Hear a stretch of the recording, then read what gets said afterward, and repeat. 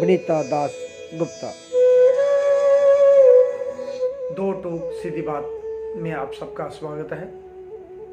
आज हमारे साथ हैं बहुत ही मशहूर चित्रकार वनिता दास गुप्ता। वनिता दास गुप्ता की पैदाइश 30 अप्रैल 1983 कोलकाता वेस्ट बंगाल में हुई। आप एक साधारण परिवार से ताल्लुक़ रखती हैं। आपके वालिद साहब एक क्लासिकल सिंगर हैं और माता श्री कल्याणी जी एक कलाकार हैं। बचपन से ही इनको विरासत में मिली इस कला और परिवार में कला के माहौल में पली बड़ी आज वह उन्हीं की राह में चल रही है। इस विरासत को संजोए हुए वह अपना कार्य कर रही हैं। अपना कैरियर चित्रकला को ही बेहतर समझा और दिल्ली कॉलेज ऑफ आर्ट में उन्होंने अपनी कला की शिक्षा प्राप्त की। आज वह फील्ड में कई स्टेट, नेशनल, इंटरनेशनल प्रदर्शनियां में भाग ले रही हैं और कई सारे नेशनल, इंटरनेशनल अवार्ड भी ले चुकी हैं। नमस्कार, आदाब, सत श्री अकाल। मैं देवीदास खत्री दो टूक सीधी बात प्रोग्राम लेकर एक बार मैं फिर आपकी खिदमत में हाजिर हूँ। जैसा कि आप जानते हैं, इस प्रोग्राम के बावजूद हम आपकी मुलाकात करवाते हैं एक ऐसी शख्सियत के साथ जिन्होंने ज़िंदगी के किसी न किसी सूबे में अपना एक ख़ास मुकाम हासिल किया है, अपनी एक अलग पहचान बनाई है। आज जिस शख्सियत को हमने इस प्रोग्राम में जहनत दी है, उनका नाम किसी तारुफ का मोहताज नहीं है। कला की दुनिया में इनके नाम को सभी जानते हैं। आज हमारे साथ बेहद ही ख़ास मेहमान, जाने माने चित्रकार वनिता दास गुप्ता जी हमारे स्टूडियो में विराजमान हैं। नमस्कार वनिता दास गुप्ता जी, दो टूक सीधी बात प्रोग्राम में आपका स्वागत है। नमस्ते देव जी। सबसे पहले आप ये बताइए कि आपका जन्म कहाँ हुआ और उस वक्त आपका पारिवारिक माहौल कला के प्रति कैसा था? मेरा जन्म कलकत्ता में हुआ है और मेरे डैड खुद एक क्लासिकल सिंगर है और मेरी मॉम आर्टिस्ट है। तो एक कला के बीच में ही मेरा जन्म हुआ है और वैसे ही मैं बड़ी हुई हूँ कला के बीच में। वनिता दास गुप्ता जी, आप ये बताइए कि आपकी कला की शिक्षा आपने कहाँ से की और उस वक्त आपके जो गुरु थे वो कौन कौन थे और किनका काम आपको, जो ग्रेट आर्टिस्ट हैं, उनका आपको प्रभावित करता है या अच्छा लगता है? संक्षिप्त में बताइए। मैंने bachelor of fine arts college of art से किया, मास्टर्स भी वहाँ से ही किया है पेंटिंग में। और वहाँ पे नीरेन सेन गुप्ता, मोहन सिंह सर, कंचन चंदर और अनुपम सूद, ये सब मेरे टीचर्स थे और मैंने बहुत कुछ सीखा है उनके पास और अभी भी मैं उनको बहुत मानती हूँ। वनिता दास गुप्ता जी, आप किस विषय को लेकर अपना कार्य करती हैं और कौन कौन से तकनीक व माध्यम उसमें यूज़ करती हैं? क्योंकि मैं एक लड़की हूँ तो मैं बहुत ज़्यादा जो बहुत पावरफुल स्ट्रॉन्ग फीमेल आइकन्स है जो बहुत ही लाइफ में स्ट्रगल करके आगे बढ़े हैं, चाहे वो डांसर हो, म्यूजिशियन हो, आर्टिस्ट हो, मैं उनसे बहुत प्रभावित हूँ और उनको मैं आइडल मान के उनके लाइफ के ऊपर मैं ज़्यादातर पोर्ट्रे करना पसंद करती हूँ। और कई बार बहुत ही अननोन फेसेस भी होते हैं जिन्होंने लाइफ में बहुत कुछ किया है, जिनको हम जानते भी नहीं है, तो उनको भी कई बार मैं हीरो बनाती हूँ अपने काम में। और मेरा जो टेक्निक है वो न्यू मीडिया आर्ट है, वो मैंने खुद इन्वेंट किया है। तो मैं खुद कैनवस को रोल करके, पेंट करके, फिर पेस्ट करके, mural kind of a thing, तो उसको मैं फिर पेस्ट करके एक collage kind of a image देती हूँ। दोस्तों, कला चर्चा आगे बढ़ाने से पहले आइए एक नज़र डालते हैं वनिता दास गुप्ता जी के द्वारा किए गए कार्यों में। वनिता दास गुप्ता जी ने अपनी MFA की चित्रकला में कॉलेज ऑफ आर्ट से पढ़ाई पूरी करने के बाद अपने फील्ड में कार्य कर रही हैं। उन्होंने अपने कार्य में ज़्यादातर ग्रेट फीमेल आइकॉन पर्सनैलिटी के ही चित्र बनाए और उसी में कई देवी देवताओं के और कई नेशनल इंटरनेशनल पर्सनैलिटी के पोर्ट्रेट बनाए, चाहे वो डांसर हो, सिंगर हो या अन्य कोई पर्सनैलिटी हो। वह ज़्यादातर एक्सपेरिमेंट कार्य करती हैं और इनके कार्य में ज़्यादातर एक्सपेरिमेंट वर्क ही देखने को मिलते हैं। इन्होंने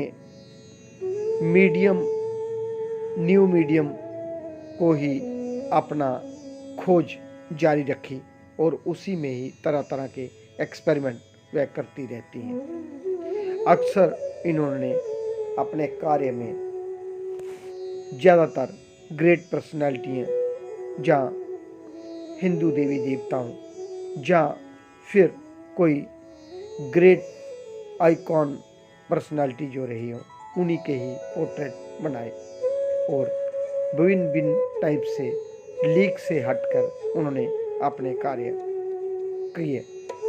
आज भी वह फील्ड में अपना कार्य उसी तरह कर रही है जैसे वो शुरुआती दौर में कर रही है। कला के साथ साथ वह संगीत, नाटक और कई सारे ग्रेट आर्टिस्टों से भी मिलती रहती हैं और अक्सर अपनी कला की चर्चा उनसे करती रहती है। आज विनीता दासगुप्ता अपनी भरपूर जिंदगी अपने कार्य में ही बिता रही। विनीता दासगुप्ता जी, अब तक आपने कौन कौन सी उपलब्धियां हासिल की, जैसे स्कॉलरशिप, फेलोशिप या प्रदर्शनियां, या किन किन जगह आपका कार्य सरकारी व गैर सरकारी संस्थाओं में लगा हुआ है, जरा संक्षेप में बताइए। मैंने नेशनल स्कॉलरशिप, नेशनल फेलोशिप प्राप्त की है गवर्नमेंट ऑफ इंडिया से, मिनिस्ट्री ऑफ कल्चर की। हाँ, CCRT से। और मेरे काम काफ़ी सारे म्यूज़ियम्स में है, इंडिया में भी और बाहर भी, Geneva, Singapore, China, Dubai, Europe में काफ़ी जगह म्यूज़ियम्स में मेरे काम लगे हैं और बहुत सारे अवार्ड्स भी मिले हुए मुझे पहले से। और मैंने मोर देन 200-300 ग्रुप शोज़ किए हैं, अराउंड 10 सोलोज़ है। और मैं आजकल यूरोप की गैलरी के साथ काम कर रही हूँ, वही मेरा काम ग्लोबली सब जगह शो कर रहे हैं और प्रमोट भी कर रहे हैं मेरे काम को। कला और कलाकारों को आप प्रमोट कर रही हैं, अगर ऐसे देखा जाए तो?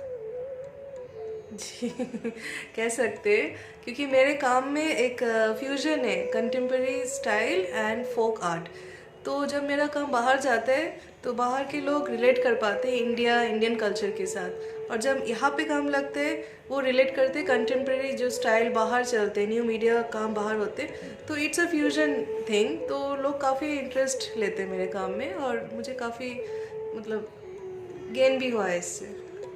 विनीता दासगुप्ता जी, एक चीज़ बताइए, जो आजकल डिजिटल मीडिया जहाँ कंप्यूटराइज या जो भी नई नई टेक्निक, एक्सपेरिमेंट, वीडियो इंस्टॉलेशन, या आपको क्या लगता है कि जो हम मैनुअल काम करते हैं वैसे करना चाहिए या इससे कुछ नुकसान हो सकता है?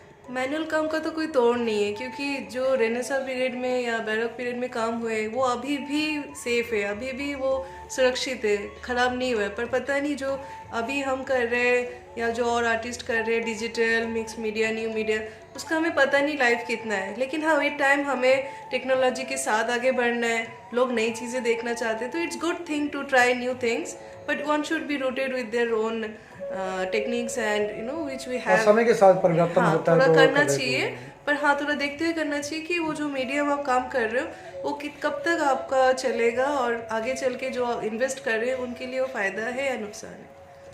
विनीता दास जी, आपने बाहर भी शो किए, जहाँ भी शो किए, तो आपको क्या लगता है कि वहाँ की मार्केट और जहाँ की मार्केट में, जहाँ कलाकार को सिर्फ मार्केट छोड़ के काम करना चाहिए, जहाँ देश और समाज के लिए कार्य करना चाहिए? कलाकार अपने लिए काम करता है, अपने मेंटल पीस के लिए, अपने इमोशंस को बाहर करने के लिए। कभी वो अपनी सोसाइटी को दिखाता है तो कभी वो बाहर की दुनिया को दिखाता है, पर वो अपने लिए काम करता है। और मुझे लगता है हम किसी के पीछे भागेंगे, नाम के पीछे, फेम के पीछे, तो फिर हम आर्टिस्ट नहीं बन पाएंगे। लोगों को आपके पास आना चाहिए आपका काम देख के, ना कि आपको लोगों के पास जाना चाहिए नाम के। विनीता दासगुप्ता जी, जैसे मॉडर्न आर्ट गैलरी है, ललित कला अकेडमी है, साहित्य कला अकेडमी है, इनको कौन कौन सी एक्टिविटियां करवानी चाहिए जिससे कला और कलाकारों में दोनों में सुधार हो सके? मुझे लगता है जैसे गवर्नमेंट ऑफ इंडिया फोक आर्टिस्टों के लिए बहुत मेहनत करती है, काफ़ी स्कॉलरशिप से काफ़ी कुछ उनको प्रोवाइड किया जाता है, उनको अवार्ड्स भी दिए जाते हैं ताकि उनका काम, उनका स्टाइल एक्सटिंक्ट ना हो जाए। तो वही मुझे लगता है जब कॉलेज से निकलते हैं बच्चे उस टाइम वो बहुत ही हेल्पलेस रहते हैं। वो सोचते हैं हम जॉब करें पैसे के लिए या अपना काम करें स्टूडियो में। तो उस टाइम बहुत ज़रूरी होता है वो 1-2 साल का पीरियड सपोर्ट करने के लिए। तो आई थिंक ललित कला, मॉडर्न आर्ट ऑफ गैलरी, इनको उनके पास पावर है। They can help this kind of artist जो कि एकदम से निकलते हैं। उनको सपोर्ट करने के लिए मतलब आगे आके थोड़ा सा और उनको करना चाहिए ताकि अच्छे जो आर्टिस्ट है ना they don't die naturally like और change their field, they should continue. तो ज़्यादातर आर्टिस्ट ऐसे ही ख़त्म हो जाते हैं क्योंकि उनको सपोर्ट नहीं मिलता किसी ऑर्गेनाइजेशन से। विनीता दास गुप्ता जी, जो इस वक्त न्यू जनरेशन है जो इस फील्ड में आना चाहते हैं, उनको कैसे तैयारियां करनी चाहिए? जहाँ कलाकार बनना चाहते हैं उनको क्या क्या करना चाहिए कि वो कलाकार बनने के लिए फील्ड में टिक सकें अच्छी तरह? टिकना ही मेन होता है, चाहे कोविड आए, नोटबंदी आए, मार्केट खराब हो, बूम हो, टिकना ही मेन होता है। तभी आप लाइफ में कुछ कर सकते हैं। क्योंकि हमारे टाइम में इतनी फैसिलिटीज़ नहीं थे, लेकिन फिर भी जो टिक गए वो आज की डेट पे आर्टिस्ट है या आगे बढ़ गए। जो नहीं कर पाए उस टाइम, हार मान लिया, वो कुछ कर नहीं पाए। तो you have to be very strong mentally, emotionally, so that nothing can break you. And specially for girls you have to, you can't compare yourself with any other zoner, boys or something. Just go ahead, do your work nicely, and I think you'll achieve your goal. आप female होके भी field में भी काम कर रही हैं, परिवार को भी देखती हैं, और आपको क्या लगता है कि जो हमारे घर में बैठी हैं औरतें, उनको बाहर निकलना चाहिए, उनको भी फील्ड में कैसे टिक कर रहने चाहिए कि वो फील्ड में भी काम कर सकें और घर का भी? Balancing is the art. अगर वो बैलेंस करके थोड़ा सा अपना काम भी कंटिन्यू कर सकते हैं तो आई थिंक आप एज अ आर्टिस्ट धीरे धीरे सही लेकिन एक टाइम पे आप वहाँ पहुँच सकते हैं। जिससे मैंने बहुत बैलेंस करके अभी काम कर रही हूँ क्योंकि मेरे 2 बच्चे भी हैं। और मैंने अपनी छोटी जो मेरी बेटी है 5 साल की, उसको भी ऐसे ट्रेन किया है। She is a child artist. वो उसके बाद she is a 2 times world record holder. She is donating money, she is having exhibitions, selling her work and getting scholarships also. So I think आप किसी भी as में आप as artist बन सकते हैं। जस्ट आपको टिकना है, मेहनत करना है, मेहनत करनी पड़ेगी, हाँ, डिवोट करना है खुद को, और परिवार को आप लोगों का साथ रखना है कि हाँ, परिवार को भी थोड़ा सपोर्टिव होना चाहिए ताकि आप अपने लाइफ के जो भी एम है, ड्रीम्स है, उसको अचीव कर सकें।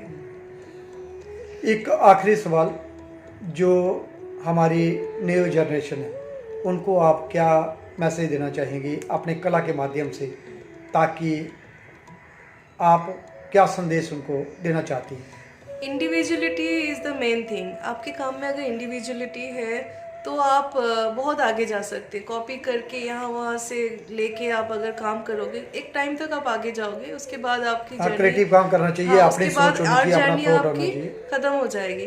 तो there should be individualistic things in your work. कुछ नया करो, एक्सपेरिमेंट करो, करते जाओ unless you are satisfied that you have achieved something by yourself, not by copying anything.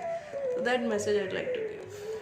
एक आखिरी सवाल, दृश्य कला के अतिरिक्त और कौन कौन सी ऐसी कलाएं हैं जहाँ म्यूज़िक, डांस, जहाँ आपको अच्छा लगता है, जहाँ प्रभावित करता है, और जहाँ हमने कोई ऐसा सवाल जो आपके जहन में है अभी तक नहीं पूछा, आप वो बता सकते हैं? अच्छा, जैसे मैं बचपन में मैं सिंगिंग सीखती थी पापा के पास, डांसर भी हूँ, तो मैंने छोड़ दिया था। तो 20 साल से मैंने ना गाना गाया ना इस फील्ड में गई, पर एकदम से मुझे पता नहीं क्या हुआ, आई स्टार्टेड सिंगिंग।